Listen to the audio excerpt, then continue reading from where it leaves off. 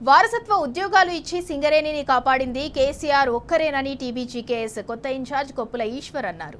సింగరేణి ప్రైవేటీకరణను అడ్డుకున్నది ఒక్క గులాబీ బాసేనని చెప్పారు. ప్రైవేటీకరణకు వ్యతిరేకమని చెప్పి దానికే మద్దతు ఇచ్చిన బట్టి విక్రమార్కను ఏమనాలని కొప్పుల ఈశ్వర్ ప్రశ్నించారు. బీఆర్ఎస్ సహకారంతో టీబీజీకేఎస్ గుర్తింపు సంఘం ఎన్నికల్లో గెలుస్తుందని ఆయన ఆశాభావం వ్యక్తం చేశారు. కార్మికుల సమస్యలను గుర్తింపు ప్రాతినిధ్య సంఘాలు గాలి కొదిలేశాయని మండిపడ్డారు. ఇచ్చిన 10 హామీల్లో 8 హామీలు నెరవేర్చిన ఘనత టీబీజీకేఎస్కే దక్కిందని తెలిపారు.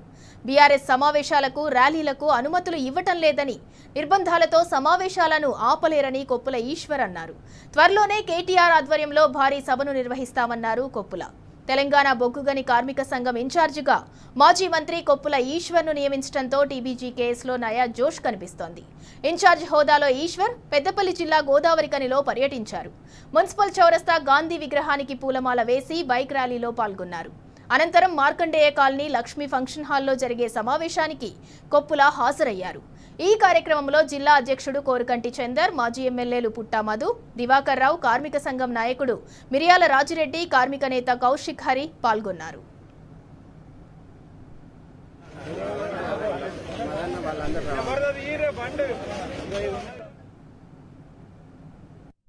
గారి నాయకత్వంలో ఖచ్చితంగా RG1 ఏదైతే ఆ జీఎం ఆఫీస్ పైన గులాబీ జెండా ఎగరవేస్తామని ఆ రోజు చెప్పినాం, ఖచ్చితంగా ఎగరవేసినాం. ఇలా రానున్నటువంటి కాలంలో కూడా ఖచ్చితంగా టీబీజీకేఎస్ ఏదైతే ఉందో కార్మికుల గుండెల్లో ఇప్పటికీ ఉన్నది. ఇప్పుడే రాజిరెడ్డి గారు చెప్పిండ్రు, ఎన్ని విధాల అంటే అసాధ్యమైనటువంటి సమస్యలను సాధించి పెట్టినటువంటి ఆ చరిత్ర తెలంగాణ బొగ్గుగని కార్మిక సంఘానికి ఉన్నది. ఆనాడు తెలంగాణ ఉద్యమంలో అగ్రభాగాన నిలిచినటువంటి సింగరేణి కార్మిక వర్గం మరి ఆ రోజు తెలంగాణ రాష్ట్రం కోసం మీరు పడ్డటువంటి ఆవేదన కావచ్చు, మీరు చూపించినటువంటి చొరవ కావచ్చు, ఏనాడు కూడా కేసీఆర్ గారు మర్చిపోలేదు.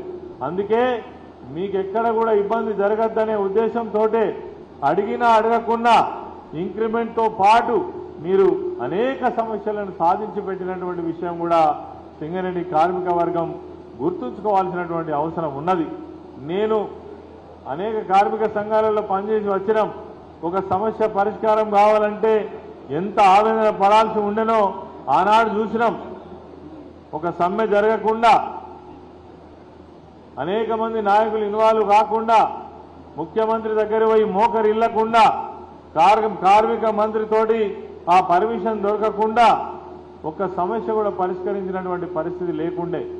మరి అవన్నిటికీ స్వస్తి చెప్పి కార్మికులు అడిగినా అడగకున్నా నిజమైనటువంటి సమస్యలను గుర్తించి మరి వాటిని పరిష్కారం చేసినటువంటి నాయకుడు కేసీఆర్ గారు. అందుకే ఈరోజు మళ్ళీ తిరిగి తెలంగాణ బొగ్గుగని కార్మిక సంఘమే నాయకత్వం వహించాల్సినటువంటి అవసరం ఉన్నది. ఈ సందర్భంగా ఇంకొక మాట, ఈరోజు ఉన్నటువంటి జాతీయ సంఘాలు ఏవైతే ఉన్నాయో సింగరేణి ఇన్ని సంవత్సరాల దాదాపు 130 సంవత్సరాల చరిత్ర కలిగినటువంటి సింగరేణి సంస్థను సర్వనాశనం చేసేటువంటి దురాలోచన జరుగుతున్న సంగతి మనకు తెలుసు. దీన్ని అడ్డుకోవడానికి ఎవరు ప్రయత్నం చేయట్లేదు. కేంద్రంలో ఉన్నటువంటి బీజేపీ ప్రభుత్వం ఇలా ప్రైవేటీకరణకు అనుగుణంగా ఉన్నది. అందుకే మన 4 బొగ్గు బ్లాకులు కూడా ప్రైవేట్ పరం చేయడం కోసం కంకణం కట్టుకొని ఉన్నారు. ఇలా వచ్చినటువంటి కాంగ్రెస్ ప్రభుత్వం కూడా వాళ్లకు ఒత్తాసు పలికి ఒకవైపు ఏమో మనను మభ్యపెట్టేటువంటి మాటలు చెప్తూనే డిప్యూటీ సీఎంగా ఉన్నటువంటి ఎవరైతే బట్టి విక్రమార్క ఉన్నాడో వచ్చినటువంటి మరి నాయకులకు బొకే ఇచ్చి ఫోటో దిగినటువంటి విషయాలు కూడా మనం చూసినాం.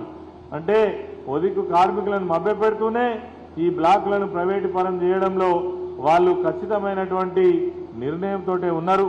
దీన్ని కాపాడే బాధ్యత ఒక్క సింగరేణి సంస్థనే కాదు, తెలంగాణలో ఉన్నటువంటి తెలంగాణ ప్రజల యొక్క హక్కులైనటువంటి నీళ్లు కావచ్చు, నిధులు కావచ్చు, నిక్షేపాలు కావచ్చు, వీటన్నిపైన ఎవరికి ఆరాటం ఉంటుందంటే ఖచ్చితంగా బీఆర్ఎస్ పార్టీకే ఆరాటం ఉంటుంది, కేసీఆర్ గారికే ఆరాటం ఉంటుంది, తెలంగాణ బొగ్గుగని కార్మిక సంఘానికే ఆరాటం ఉంటుంది తప్ప ఇంకోనికి ఉండదు.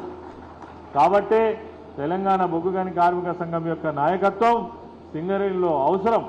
కార్మికుల యొక్క హక్కులు పరిరక్షించబడాలన్నా, సింగరేణి సంస్థ బ్రహ్మాండంగా ఇంకా బలోపేతంగా ముందుకు పోవాలన్నా దీన్ని నిర్వీర్యం కాకుండా ఉండాలన్నా తప్పకుండా మన నాయకత్వమే అవసరం.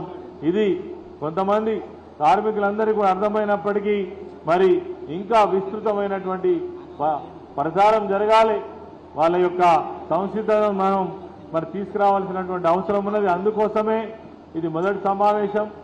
చాలా విషయాలు మనం నిర్ణయం తీసుకునేటువంటి అవకాశం ఉన్నది. డివిజన్ల వారీగా ఉన్నటువంటి నాయకులందరూ కూడా యాక్టివ్గా ఇప్పటి నుంచి మూవ్మెంట్ చేయాల్సిన అవసరం ఉన్నది. మనకు 11 డివిజన్లలో ఆఫీసులు ఉన్నాయి. ఆఫీసులన్నీ కూడా తిరిగి మరి నిర్వహణ కొనసాగించాల్సినటువంటి బాధ్యత వైస్ ప్రెసిడెంట్స్ అందరూ కూడా తీసుకోవాల్సినటువంటి అవసరం ఉన్నది.